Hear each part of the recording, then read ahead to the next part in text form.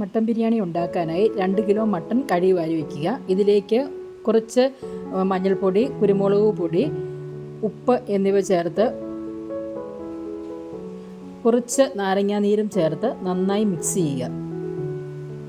ഇത് 1 മണിക്കൂർ നമ്മൾ മാഗ്നേറ്റ് ചെയ്തതിന് ശേഷം വെക്കുക. ബിരിയാണി ഉണ്ടാക്കുന്നതിനായി 4 ഗ്ലാസ് അരി എടുത്ത് 3-4 പ്രാവശ്യം കഴുകി അരമണിക്കൂർ വെള്ളത്തിലിട്ട് വയ്ക്കുക. ഫ്രൈ ചെയ്യാനുള്ള സവോളയാണിത്. മട്ടൻ ഉണ്ടാക്കാനുള്ള ചേരുവയാണ് ഇത്. സവോളയും തക്കാളിയും നീളത്തിൽ അരിയുക, മറ്റുള്ളത് ചതച്ചെടുത്ത് വെക്കുക. ബിരിയാണി അരി വെള്ളം വാലാൻ വെക്കുക.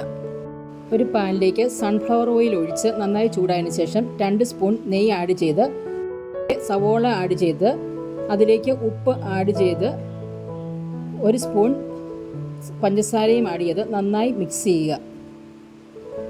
ഇത് വറുത്ത് കോരുക. ഇതൊരു പ്ലേറ്റിലേക്ക് മാറ്റി വയ്ക്കുക. മട്ടൻ ഉണ്ടാക്കാനുള്ള ചേരുവകളാണ്. കിസ്മിസ് അതേ എണ്ണയിലിട്ട് വറക്കുക. കുക്കറിലേക്ക് കുറച്ച് എണ്ണ എടുത്ത് നേരത്തെ കണ്ട ചേരുവകൾ ആഡ് ചെയ്യുക. ഇതിലേക്ക് സവോള ആഡ് ചെയ്ത് നന്നായി വഴറ്റുക. ഉപ്പിടുക. ഇതിലേക്ക് ചതച്ച് വെച്ച സാധനങ്ങൾ നമ്മൾ ചേർക്കുക. നന്നായി മിക്സ് ചെയ്യുക. ഇതിലേക്ക് മാഗ്നേറ്റ് ചെയ്ത് വെച്ച മട്ടൺ ആഡ് ചെയ്യുക. നന്നായി മിക്സ് ചെയ്യുക. സ്വല്പം വെള്ളം ആഡ് ചെയ്യുക. 2 വിസിലിന് ശേഷം തീ ഓഫ് ചെയ്യുക. ബിരിയാണിക്ക് ആവശ്യമായ ചേരുവകൾ ഒരു പാനിലേക്ക് നേരത്തെ ഫ്രൈ ചെയ്ത് വെച്ച എണ്ണ ഒഴിച്ച് ഇത് ഇട്ടതിന് ശേഷം അരിയിട്ട് ഒന്ന് ചൂടാക്കുക. തിളച്ച വെള്ളത്തിലേക്ക് നമ്മൾ ഫ്രൈ ചെയ്യാൻ ഉപയോഗിച്ച എണ്ണ ഒഴിക്കുക. 1 ഗ്ലാസ് അരിക്ക് 1.5 ഗ്ലാസ് വെള്ളം കണക്കെയാണ് ഞാൻ എടുത്തിരിക്കുന്നത്. ഇതിലേക്ക് ഉപ്പ് ആഡ് ചെയ്യുക. ഇതിലേക്ക് കുറച്ച് നാരങ്ങാനീര് ഒഴിക്കുക. ബിരിയാണി അരി അതിലേക്ക് ആഡ് ചെയ്യുക. മൂടി വയ്ക്കുക.